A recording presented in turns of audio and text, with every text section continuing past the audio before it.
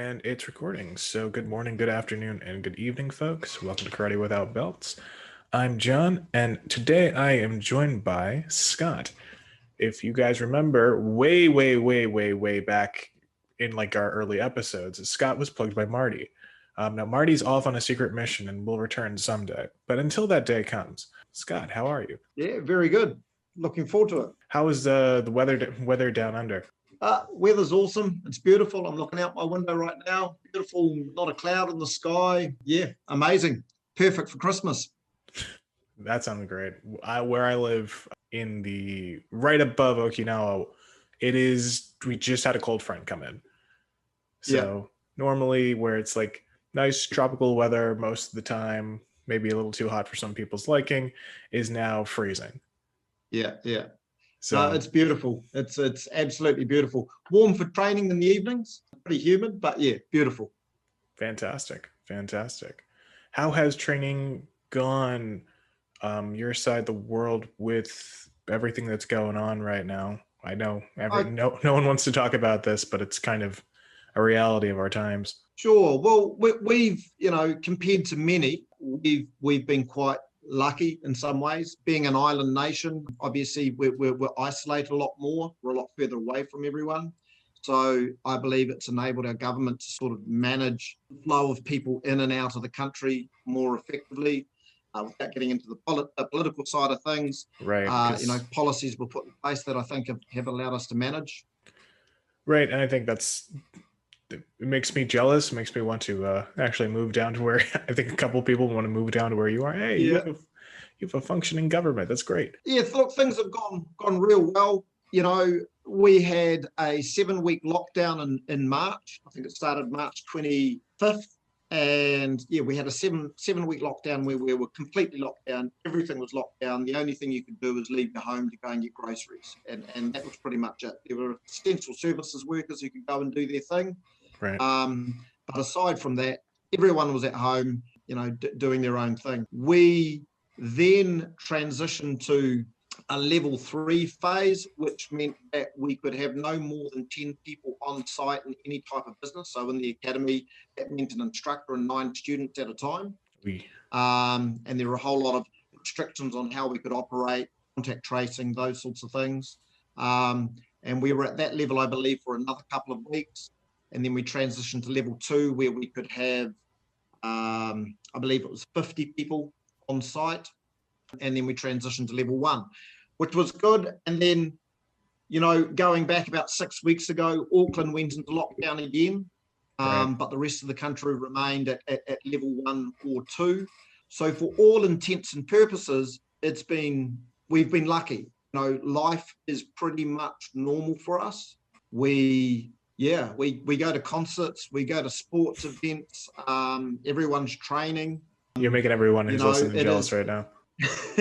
Yeah, it's pretty normal for us. Wouldn't want to be anywhere else at the moment. Yeah, I want to go. I want to be there where I can go to a sporting event and go to a concert and go train with people with no fear of anything. Japan has been touch and go with some things, and I'm not going to get too much into what the policies are, mainly because there really haven't been any. So that's that. But so you guys have, other than that 7 weeks and kind of what's going on in Auckland right now, you guys are more or less rocking and rolling in terms of training. Yeah. So outside that 7 weeks, we've just been training as per usual. I mean, if I look at it from a commercial perspective, which is the way I look at our operation a lot, because that's sort of my role in it. We had 7 weeks lockdown where we were running 20 classes a week via Zoom. Okay. And some of those were, might have 1 or 2 students in them.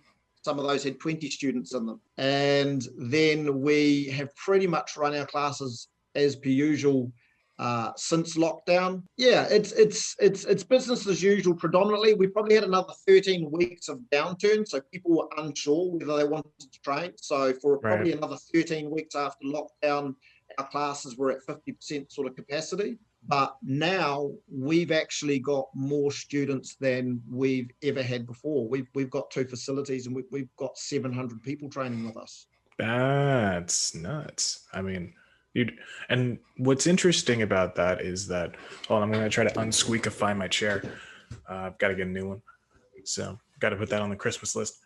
But the idea there with a facility, not much less two locations, outside of what some people where I'm from in the States would call like a general like fitness facility. I don't know if Planet Fitness or LA Fitness or whatever plague from the States has possibly come down to New Zealand. You know, outside of just kind of a general gym, from a martial arts perspective, I have very rarely seen anything like what you have going on not only get off the ground but thrive. So I think that's maybe one thing we can get into, and if you want to maybe backtrack with your background a little, we can do that. But you know, Sure. what inspired you to start? I guess the best way I can call it, it's not mixed martial arts, but like a multi martial arts facility.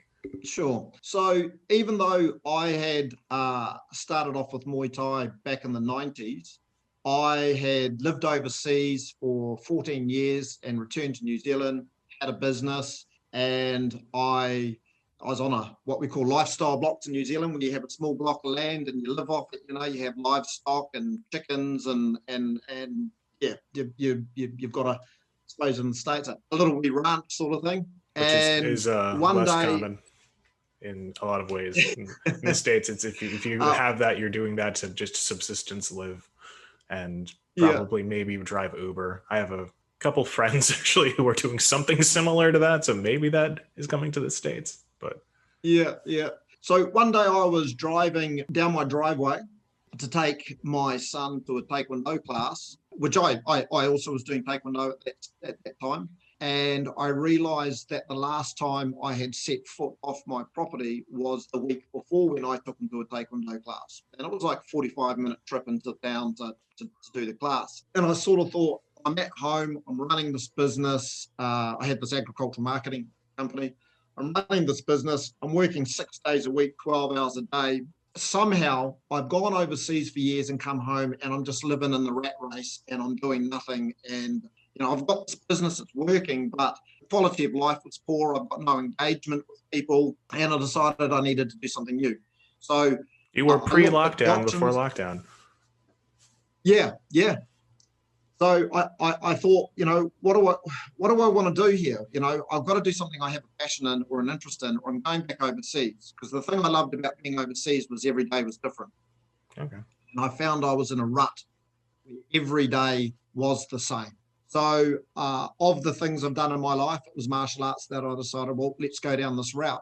I spoke with my instructor, Master Christine Young, and said, look, I know you want to have a permanent facility. I've been thinking about this. Would you like to open up something permanent with me? And she said, yep. And I dropped a 30-page business plan in front of her on the spot. We sat there for 9 hours, discussed all the pros and cons and ins and outs and everything. And I believe it was 5 months later, we opened our first facility. So that was sort of the genesis. Okay. Was it just intended to only be Taekwondo, or be Muay No, Thai and Taekwondo, or what inspired what you have now? I guess you gotta go back to where it began. But yeah, this was just out of getting somebody who had the skill or the knowledge, who may not necessarily have had the business sense or necessarily the ability to run an administration, because that's always an issue with martial artists, is that they're absolutely. It's that probably the biggest issue.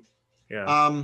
I think all that, no, well, fortunately for me, I was quite deliberate about it. You know, I've owned a few businesses before, and I just wanted to do something that I was passionate. I wanted to do something that gave me the opportunity to engage and have relationships with people and be communicating with people, not sitting in front of a computer 12 hours a day on my own. So I wanted to do that. And I've always, every role I've ever had in my life, I've ended up in a training role. I've always had a bit of a passion for teaching people things and helping people to develop, help them chase their goals, help them achieve their goals.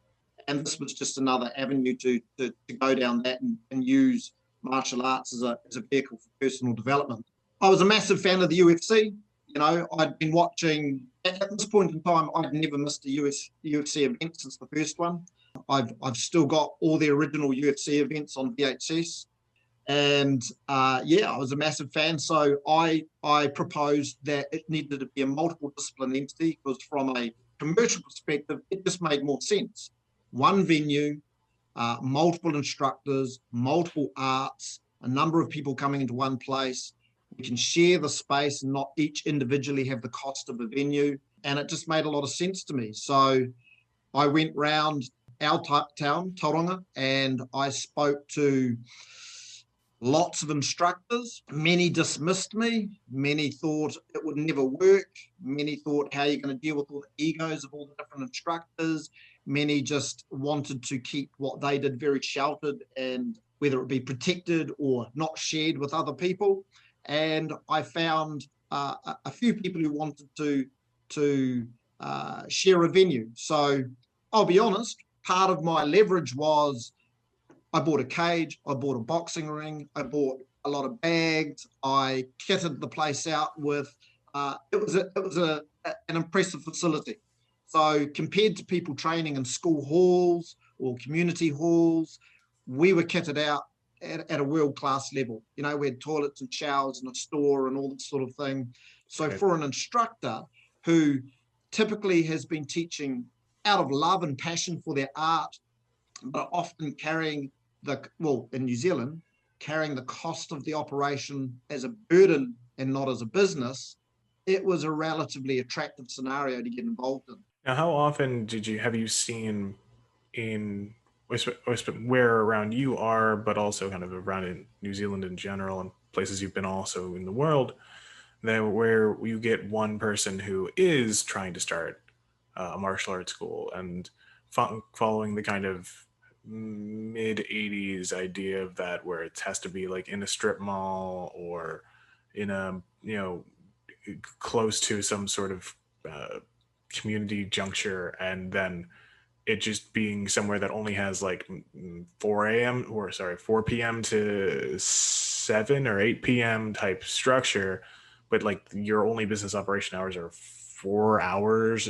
from mid afternoon to the evening, and then just kind of peter out. Is that something you saw that may New have? Zealand, in New Zealand, typically martial arts have been taught in school halls after school, and it's because the school facilities are cheap, but unfortunately they often don't have a lot of equipment to train with. Right. And that's very typical of New Zealand. It was very much something where martial arts were taught in school halls.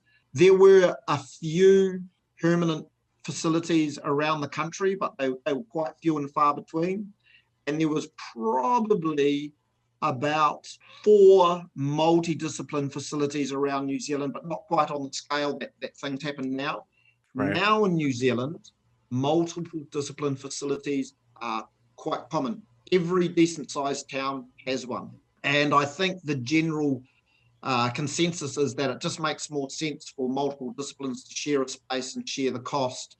I think they operate on a slightly different basis to how we do. They still work very much as an individual club sharing a space, whereas all of our arts, we are under one roof, one entity, and if you join up to train one art with us, you can train all. You can have 24-hour access, you can have gym access, you have everything. I mean, that's what I think is interesting here, is that you take the gym model, which is a lot of people, I don't know what gyms are like where you're at, but some gym models where I've seen where it's open all the time from 24/7. But they generally, it's just a couple folks, making sure that nobody's ripping the place off, or they're not throwing dumbbells around, or there's maybe a couple trainers here and there, but to pair that with martial arts probably is natural, but it's also something people haven't really seen because of the fear of the cost of just you're having people throw hands at possibly 3 a.m. in the morning. What are the skills involved in maintaining something like that? And as you were saying, as I think a lot of people kind of suss out really quickly, is that you have all these egos walking into a place that there's not for lack of ego with martial arts. and especially between what you have as traditional arts, Tai Chi, Kempo, that Marty and I have been doing for a long time, and it's mixed with Brazilian Jiu-Jitsu, Muay Thai, boxing. These things that generally don't like each other in the same space. Yeah. Um, so Um, how? it's Not saying you have anybody who hates each other in that space, but how do you manage to get everybody on board without having any sort of, hey, you're that Goju guy, hey, you're that boxing guy, and then there's a fight in the street. Yeah.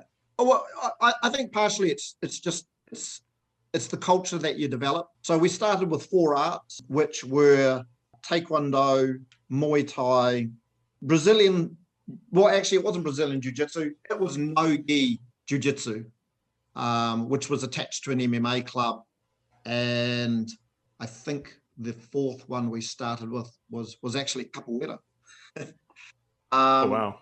Look, there are egos. I think part of it is that, one of my little catchphrases is that we train athletes, not thugs. In New Zealand, the kickboxing community historically has had quite an association with gangs. Oh wow. Historically, there were a certain type of person. It wasn't so much a family-oriented sort of scenario. So it took time. It was just a case of developing culture. I think right at the start, people were very appreciative and respectful of each other. I think we probably approached the right people. We discussed what we were looking to do, and we managed to make it work. But don't get me wrong, we do get the egos going on. I mean, we have had not fights breaking out or anything like that. I mean, the bottom line is we have a code of conduct. If you fight outside of your employment, sport, or self-defense, you're gone.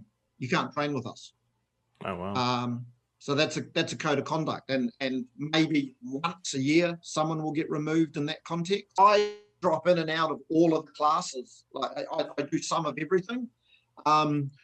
You do have people who think, oh yeah, well that's rubbish. The Goju is being influenced by sport karate and it's not authentic anymore. Or you may have people saying, oh, Taekwondo is rubbish. It's a bout factory. You have Brazilian Jiu-Jitsu potentially saying that the others don't really work hard enough. They don't roll or they don't train for real all the time. So that sort of stuff does happen. But overall, there's mutual respect between everyone. I think we've got the right people in place, the right instructors. I think it could have gone completely pear-shaped. I work a lot on trying to maintain a certain tone and culture so that we don't have that happen. We have had people come in and begin classes, not be a good fit, and are no longer here. I think the big thing is that when I have spoken with instructors, I've really, really, really stressed that for me, it's a center of excellence. It's about the students and not about the instructor. It's not about the glory. It's not about the ego. And we've got fighters and people who compete all the time. But if I get the right instructors involved who are there because they want to work with students, it doesn't seem to be much of an issue. And that's I think what's difficult is that you'll get a lot of people who say they want to be instructors, but when it actually comes down to it, this is probably why a lot of martial arts schools fail, is because people have the ranking or whatever, but they don't necessarily have the acumen to run a class. Yep. And that's what I always find interesting because I'm an educator by trade, and Right. to run a class does not take requires almost none of the skills that requires to actually know the discipline. Yeah.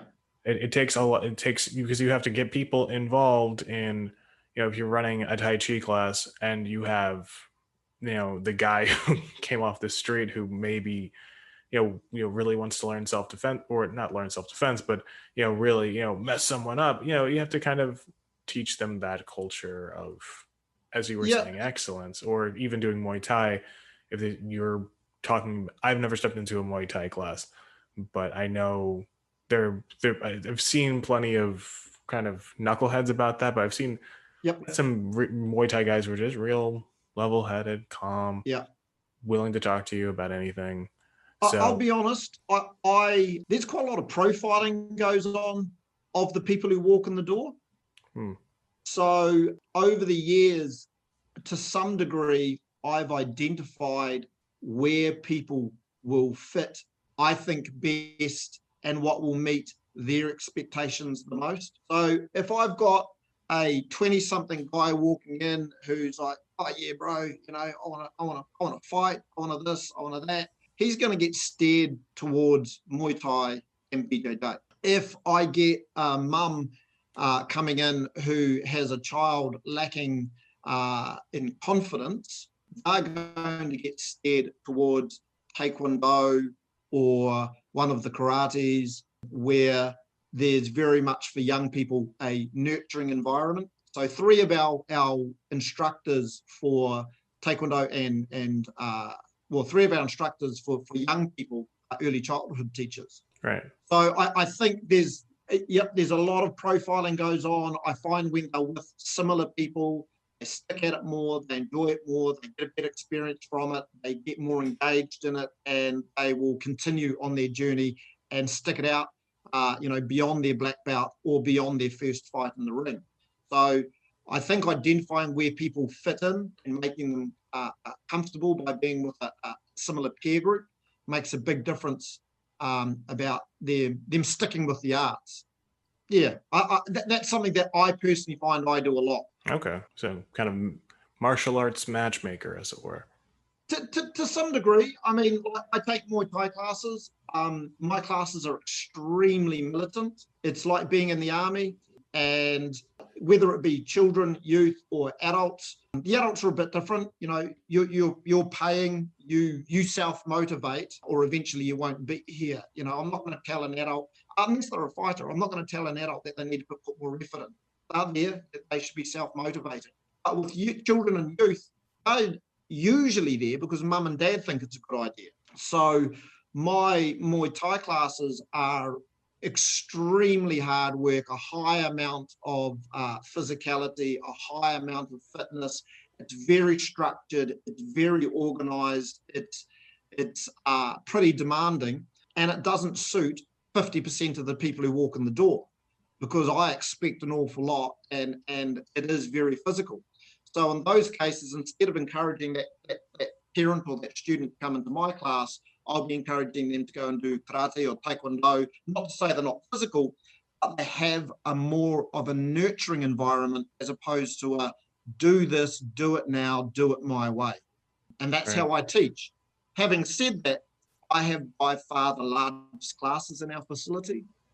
I have the longest retention, and I have people who started with us as children who now are regular fighters and fight every 3 months. And there's So, something to be said about that because, as I've talked about this on this program a little bit, is that where you get not to say that nurturing is a bad thing because it's not. If it no, wasn't a bad thing, you wouldn't have that in your yeah, facility. But to actually have something where there's a clear goal in mind, and yeah, that goal is very palpable, where you can actually physically see somebody's able to do something. I think is what inspires a lot of people, and to have somebody who is focused and ready and can clearly produce a lot of what they're talking about, that's nothing to sneeze at. And I think, from my experience starting martial arts when I was in my teenage years, when it wasn't nurturing, when it or wasn't kind of built towards kids, but when it was more on the kind of harder side of things, got me better. Not just in terms of martial arts, but in terms of kind of like how I stood as a person. yep, So I would agree with that, as to not say that, and our friend Marty teaches one of your karate classes, and I know he has a very similar approach, even though the maybe physicality is a little different. So, but I think, yeah, having that militaristic approach, as it were, goes back to the root of the martial in the art, as it were. absolutely.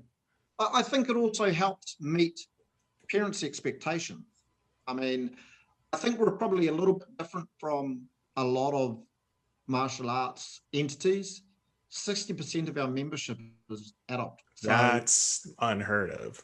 that it's not it's not all the kids. The kids are a big part of it, but 60% of our membership are adults.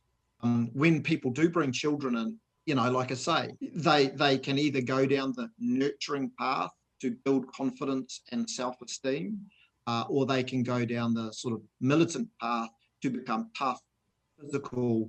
But regardless, there will be an awful lot of mentorship in those classes.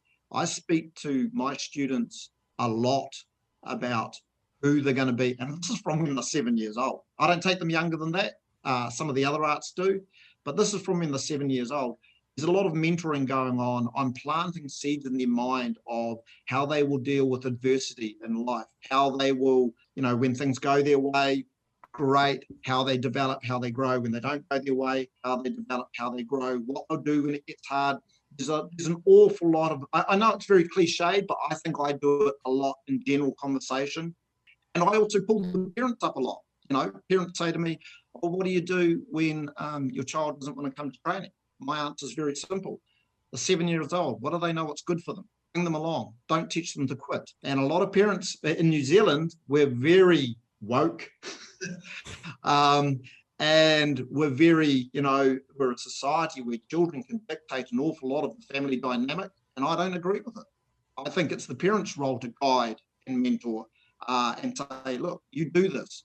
You start, you keep going till you're a black belt. So I don't, or beyond, or you keep going until you have a standard of ability to defend yourself genuinely.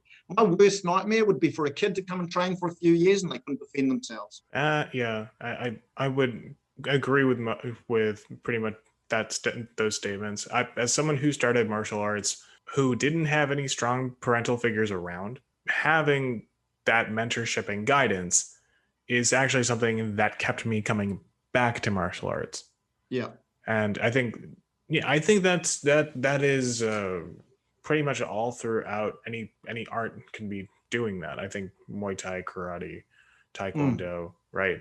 That you can't have a place and a facility like that's that successful with your percentages that you're saying, because adults want to quit. I feel like that's why I'm so shocked by hearing that, because adults want to quit. And I that from my perspective, that's always been, I finally got the black belt, so I'm done. And that that's about the attitude I've seen. But hearing that, I think that also speaks to the culture that I think evolved into the one sensei, one dojo cultures, where you have people who will get up to a certain rank, and they've opened a school and had a school for a long enough time. They have teachers under them so they can kind of rest on their laurels and let their students teach for them. And as long as you've got a new belt coming in every month, it makes the business work, I guess. But you don't develop a very good culture of retention, and you don't develop a good culture of having the students you want, because especially if you like teaching adults and like having training partners, you need adults. Yeah. So, and look, you mentioned, a new belt coming in. We've had an interesting dynamic come up this term, which I've not really had to this degree before. So in our children's and youth Muay Thai program, they don't have belts, but they have singlets, and they grade through singlets. And when we started, we didn't have that. What's a singlet? And I decided, so like a tee, a vest. Oh, okay. I think you guys call them vests. Yeah. So when we started, we didn't have that. I'd been in Thailand, and I hadn't come through anything where there was a grading structure in a Muay Thai club myself personally. Right. But because we had children, I decided we needed to have benchmarks. We needed to have things for them to work towards, obtain, and then move on and learn a new set of skills. So we really struggled with the idea of doing it for a long time, but then we implemented it, and it has been fantastic, because it does give the children and youth targets and things to work towards. So it has increased the retention of students. Our Muay Thai club is massive. But something that's happened this term, which was interesting, is I've had multiple parents say to me, "Oh, my child's been training for quite some time, and they haven't graded, and if you don't grade them, we they don't feel like they're making progress, and we're going to go train elsewhere." And my response was, if your and it was case by case basis, but if Right. your child is not developing, and in a couple of cases I identified they need to put more work and effort into every class. Don't just turn up. I don't do participation awards. It doesn't work that way. You have to improve, and you have to be of the standard of your peers as you go up. Otherwise, you're going to end up getting hurt. So we had some parents who pretty much demanded gradings. And my What? response in the end was, Lee, I will not lower the standards because you feel that your child's not progressing quickly enough, or and I'm the worst person to ask. One art I do, I've not graded in 7 years. The other one I haven't graded in 5 years. My children are both black belts in Taekwondo. I mean, they do other things as well. Right. They took 10 years to get that, even though the norm is 5. I'm the worst person to ask. I think that when you get to that next standard, you need to be exceptional already, not I will get there and we'll earn our belt while we're there. So yeah, it was an unusual dynamic that we had multiple people sort of make demands about grading, and I think this is all part of the culture of excellence as well. If you acquiesce to those sorts of things and you go, oh, okay, well, I want to keep that member, or I want to keep that student, you lower the standard and eventually it's going to harm the entire club. I think by setting precedents and saying, no, we're not going to do that, then everyone knows I've got to turn up and I've got to work and I've got to put effort in, and I'm personally responsible for my own improvement in every class. Some of that development has to be on the individual, not just on the instructor. I think that's an interesting dynamic, because I think, at least in my experience, every time I've seen someone acquiesce, or in terms of, just say, whatever, there is a long-term, they are causing long-term damage to their 100%. program, to that student, to whatever they're doing. It's Tai Chi, Muay Thai, karate, kung fu, aikido, whatever it is. Every time they've said, this is the standard we follow, and we're not deviating from that, you always end up having a better program and better retention. Yeah. However, you get people who kind of are asymmetrical in that, where they are far too hard, or they're far too rigid in how they view things. And so you end up having kind of a lot of students dropping off for, whatever reason. I've experienced one dojo in Okinawa where this guy was really, really good, but he said he was far too hard on his students, and that's why he has no students in his dojo. And he seemed rather proud of that. Yeah. Which was kind of a little counterproductive, because he had a really nice dojo with one student, kind of more of a cult follower. Yeah. So I guess the question would be then is, what's the balance of integrity there? From both a martial arts perspective and a business perspective, is if you have a lot of people coming in the door, a lot of different arts, and everyone has maybe a different standard in what they want to go with, how do you maintain that integrity while at the same time keeping the doors open? For me, I think you just must maintain that integrity. Right. I believe that because I spoke to the students and the parents about this as a group last week. They were expecting to turn up for a normal class, and before we started the class, I actually raised the issue. And I just made it very clear that I will not lower the standards to accommodate people who think that their child is entitled to a grade just for turning up. And I think, there were cheers, people calling out, parents calling out, going, yeah, damn right. There were people. So I think the benefit, I personally believe that more people want to stay and appreciate and see value in their grade as a result of that stance than giving them away. I think when you devalue your grades, you devalue your art, you devalue martial arts as a whole, and I think you eventually end up with no students, because we put not a financial value, but a value on effort and development. I think that will be will benefit the club and has benefited the clubs over the years. I think it's an absolute must. And that's your product. Yeah. Like, I mean, I hate mixing martial arts with business, but I mean, if you are going to essentially go and, have to operate, we live in a, liberal capitalist society, I want a peanut. Well, I found $20. Money can be exchanged for goods and services. This is something we need. The product of what you're doing is not t-shirts. It's not the next gi. It's not the next singlet. It's not the next whatever. It is the martial art itself. Yeah, and absolutely. I think that's where I think a lot of people lose it, is that they lack on their integrity, either in their own training or not. And then, that's really refreshing to hear.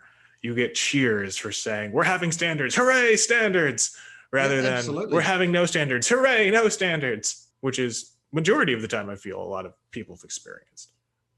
You mentioned something that actually has been an ongoing, not so much now, but definitely for probably, let's say, the first 3 or 4 years. I mean, we've been operating for 7.5 years, almost 7 years. You mentioned, well, something that has come up a lot over the years is people saying comments to me like calling us a McDojo, okay, which I could care less about, right? Because if the definition of McDojo is someone who teaches a lot of students, develops a lot of students to a high standard, have students who go off, compete, win regional, national, world championships, then call us a McDojo. I don't care. I've had people say things to us like, oh, you're not in it for the art, you're in it for the commercial return. Well, aside from the fact that for the first 2.5 years, I didn't pay myself a penny, right, and carried the like whole any thing. business. Yeah, carried the whole thing. But I also had a successful business prior to that, and opted not to do that for something that I wanted to develop a new passion in a new area. But I had a lot of people in the martial arts community around us sort of go, you're a McDojo, you're in it for the money, you're not passionate, we teach for this reason or that reason, we teach for the passion. And I would say, well, I think I've demonstrated more passion than most, because I gave up a successful business. I rolled the dice. I'm still here 7.5 years later. I've made it work, and I work 13 hours a day. You want to know what it makes to make an academy function and be successful? It takes an awful lot of effort. For every 1 hour of instruction, there are 3 to 4 hours of administration. So, it's been an interesting journey. And for a couple of years, people labeling us a McDojo, which was probably out of envy, was a bit annoying. But now it doesn't bother me in the least, because we've produced so many high-level students. To me, that is the litmus test. If your students are capable, if your students are excellent, and if you're producing students who not only are good at martial arts, but are achieving scholarships and things academically and outside of the academy, which I feel we contribute to through work ethic, I'm not concerned with what people label us. Well, I think that's something me and when we kind of had our initial run with Karate Without Belts, that's something, and I feel that's almost, because I don't hear that. This is maybe something I heard before, but I don't really hear that enough from people, where they say, what are the people we're producing? Not the martial arts, not the quality of the kata, not the quality of the fight or whatever, but what are the kind of people we're producing? Yeah. And there's enough of people out there who will say, we're producing badass, we're producing whatever, Cobra Kai notwithstanding.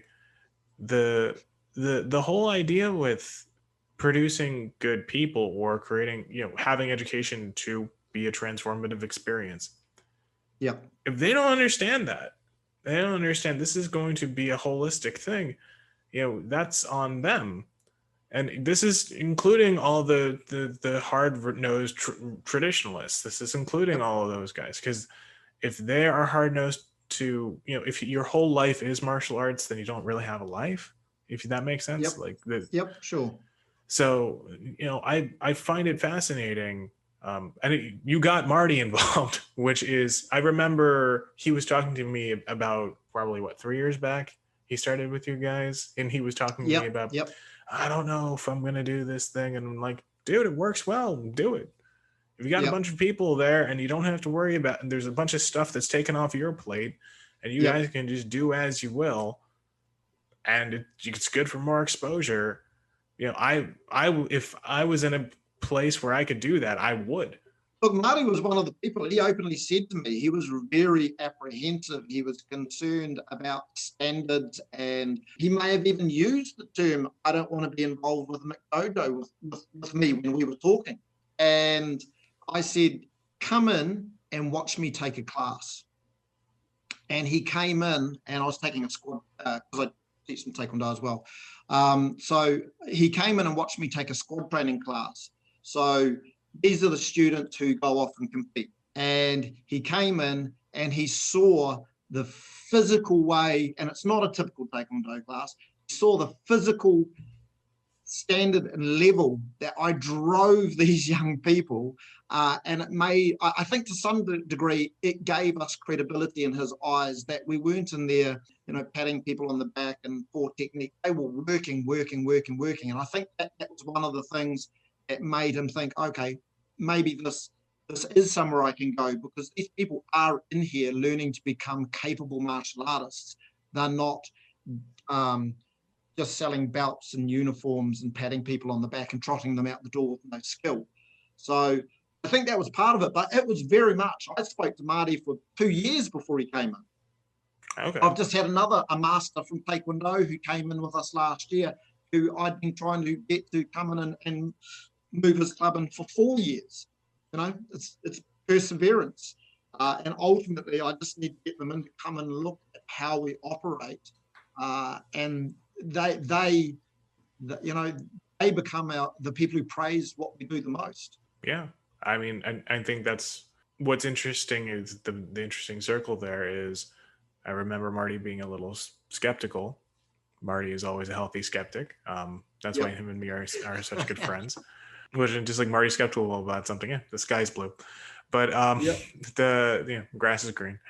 But the fact that he went from there to recommending you to me, someone who's probably more skeptical and a bit more cynical, I think speaks volumes to what you guys are doing. And I've seen a lot of what you guys put out on social media, and it all looks high quality. It doesn't look McDojo-y to me. Yeah. I've seen these McDojos.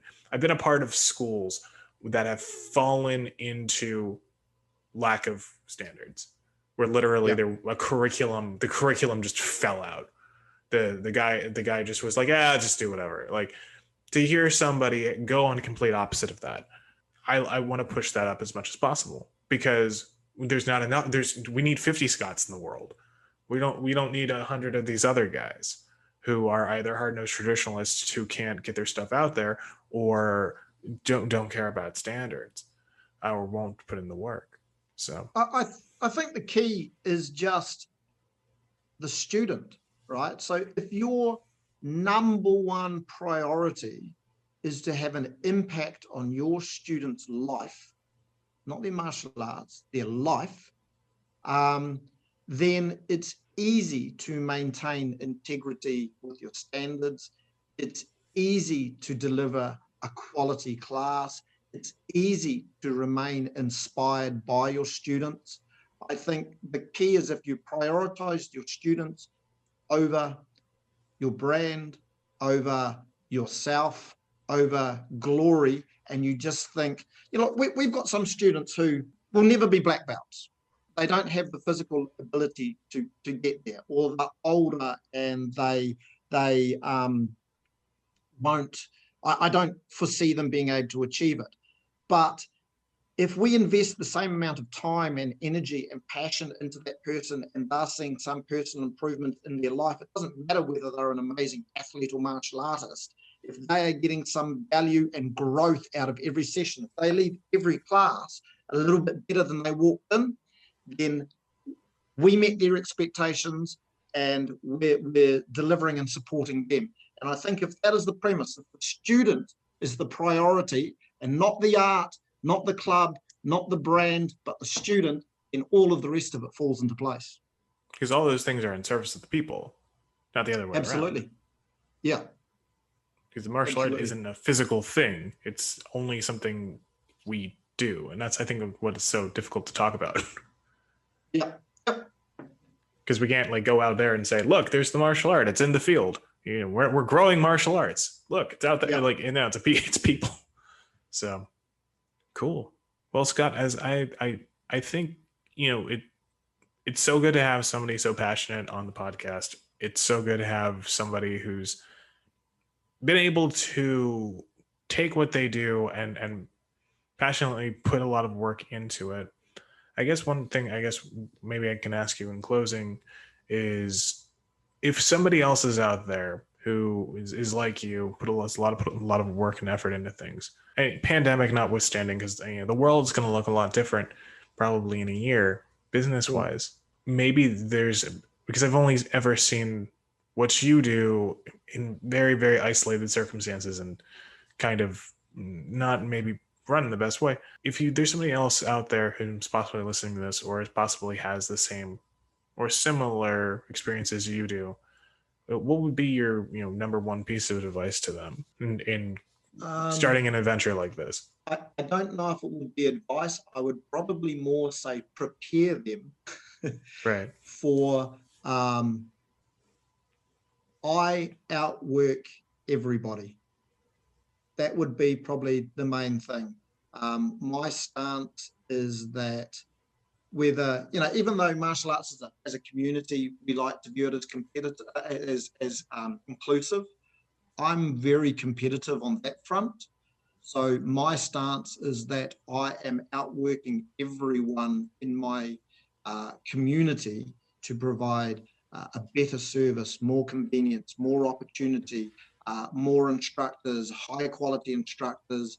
It's just someone who's looking to do this, you've just got to be prepared to put the work in, a lot of work. And we didn't go into it today, but the other thing is marketing. We do a huge amount of marketing. I probably spend $50,000 a year marketing, okay? And this is absolutely the business side of things, all right? If I stop marketing, within 3 weeks, our new membership will stop increasing. If I stop for 6 weeks, so it'll plateau within 3 weeks. Within 6 weeks, we will start seeing a decline in membership. So I can't stress enough how important it is to market effectively, market on a variety of mediums, because if you don't, it won't grow. I think the key to our success has been marketing. Okay. Do you feel that marketing, because that word can kind of be big, do you think marketing in terms of social media, because I've seen a lot of people pour a lot of money into social media, and this is kind of maybe a different discussion, but pour a lot of money into social media and then see very little return on it. So do you feel that with social media being what it is now and kind of what people think, well, we'll advertise on Facebook, do you think that's the best way of doing that, or do you feel that there's a possibly different avenue, or is there more? It's got to be a lot of different things. Yeah, it's got to be a lot of different things. So, and the algorithms change. So with Facebook, I used to be able to literally spend $20 and get 5 new people to turn up. I can now spend $100 on Facebook and maybe get 1. So the algorithms have changed, how it works changed. So one, as a academy owner, you've got to educate yourself on what is working, what is trending, what is popular. I think the keys these days, and it's something that I have to revisit really, really, really have a big focus on next year, is make sure that your content is entertaining or educational, and it's not just advertising. I find we're guilty of advertising too much. and it being an advert, which I don't like. No one does. But to be honest, I get short of time, and adverts are easier for me to create than entertaining and educational videos. But I think the key is entertaining and educational videos are the key. And then just having, and this is another whole conversation, just having to be really commercial, a sales pipeline, a sales funnel, which you manage effectively. It's no good having 40 people respond to things if only 4 of them get a phone call. So, but marketing is, I believe, the key. Marketing, and then just have a really good product. Right. Which you guys really do. Yeah, so. I hope so. Yeah. I know at least Marty's there, so you'll have good times had by all. So. Exactly. So, as I like to ask everybody at the end of each podcast, Scott, this week in training, what are you working on? This week in training, for me, I'm starting to get back into doing BJJ, which I haven't done a lot of this year. So I struggle to make a lot of the evening classes. So I'm getting students to come in during the day, and I'm just getting back in there, refreshing my memory, repetition. I'm one of these people who trains boring. I can do the same thing over and over and over and over and over again. I don't need to. I learn better through repetition than someone who's been really creative. So at the moment, for me, it's reigniting a passion for BJJ, which it's not that the passion went away, but I wasn't prioritizing it. So for me, the thing I'm working on this week is getting on the mats and rolling again. I wish I could do that. I've actually never done a BJJ class, but once the whole pandemic or everything that's going on in the world ends and I get a couple $1,000 saved, I'm gonna try and make another leap down to New Zealand. So you'll have to throw me on the ground bit there you go, mate. with Marty laughing at me the whole time. I think you'll love BJJ. It's very cerebral, and that's why I find the average age of a BJJ practitioner is older than in most of the other adult classes, Muay Thai and things like that. Right. And I mean, you can go to work without having a black eye. Yeah, I mean, that's always helpful, right? Absolutely. So, well, Scott, thank you so much for being on. Thanks for coming on with us. It's been a real pleasure, and a bit of an unexpected one too. We had a quick little conversation with Marty, and it was like Marty was like, "Oh, hey, you scored then. All right, bye." So, it's been an unexpected pleasure, sir. Thank you so much. No, appreciate it. Thank you so much. Love talking about what we do. Yeah, it was fantastic. Fantastic, and we hope to have you on again. Awesome. Sounds great. Great. And to everybody out there, thanks for listening, and don't forget to keep training.